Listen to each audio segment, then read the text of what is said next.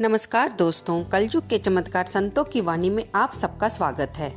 दोस्तों, आज हम सुनने जा रहे हैं 7वें अध्याय का महात्म्य। श्री विष्णु भगवान जी बोले, हे लक्ष्मी, अब 7वें अध्याय का महात्म्य सुन। पटेल नामक एक नगर में शंकुकरण वैश्य रहता था।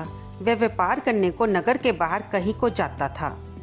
रास्ते में शंकुकरण को सर्प ने डसा, वह मर गया। उसके साथी दाह क्रिया कर आगे को चले। जब लौटकर घर में आए, उसके पुत्र ने पूछा, मेरा पिता शंकुकरण कहाँ है? उन व्यापारियों ने कहा, तेरे पिता को सर्प ने डसा था, वह मर गया और ये पदार्थ तेरे पिता का है, तू ले। पुत्र ने कहा, जिस सर्प ने मेरे पिता को काटा है, मैं तिसको मारूंगा। उन व्यापारियों से कहा, चलो वह ठोर मुझे बताओ जहाँ मेरा पिता शंकुकरण मरा था। व्यापारियों ने वहां ले जाकर खड़ा किया। देखा तो वहां पर एक वामी है, जिसे कुदालों के साथ खोदने लगा। जब छेद बड़ा हुआ तो वहां से एक सर्प निकला। उसने कहा, तू कौन है, मेरा घर क्यों खोदता है? उस बालक ने कहा, मैं शंकुकरण का पुत्र हूँ। जिस सर्प ने मेरे पिता को मारा है, मैं उसको मारूंगा।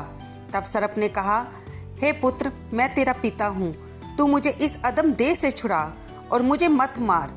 ये मेरा पूर्व जन्म का कर्म था, सो मैंने भोगा। तब पुत्र ने कहा, हे पिता, कोई यत्न बताओ जिससे तुम्हारा उद्धार हो। तब उस सर्प ने कहा, हे पुत्र, किसी गीता पाठी ब्राह्मण को घर में भोजन कराओ, उसकी सेवा करो, उसके आशीर्वाद से मेरा कल्याण होगा। तब उस बालक ने अपने घर पर उस नगर में जितने गीता का पाठ करने वाले थे, उन सबको बुलाकर श्री गीता जी के 7वें अध्याय का पाठ कराया और उनको भोजन करवाया। तब उन ब्राह्मणों ने आशीर्वाद दिया। तत्काल वह अदम देह से छूटकर देव देही पाकर विमान पर चढ़कर आकाश मार्ग को जाता हुआ अपने पुत्र को धन्य धन्य कहता हुआ वैकुंठ धाम को जा प्राप्त हुआ। तो दोस्तों, इस अध्याय के महात्म्य में हमने जाना कि श्री गीता जी के 7वें अध्याय का पाठ करने वाले ब्राह्मणों की सेवा करने पर भी हमें अदम देह से छुटकारा मिलता है और वैकुंठ धाम की प्राप्ति होती है। आपको ये कथा कैसी लगी?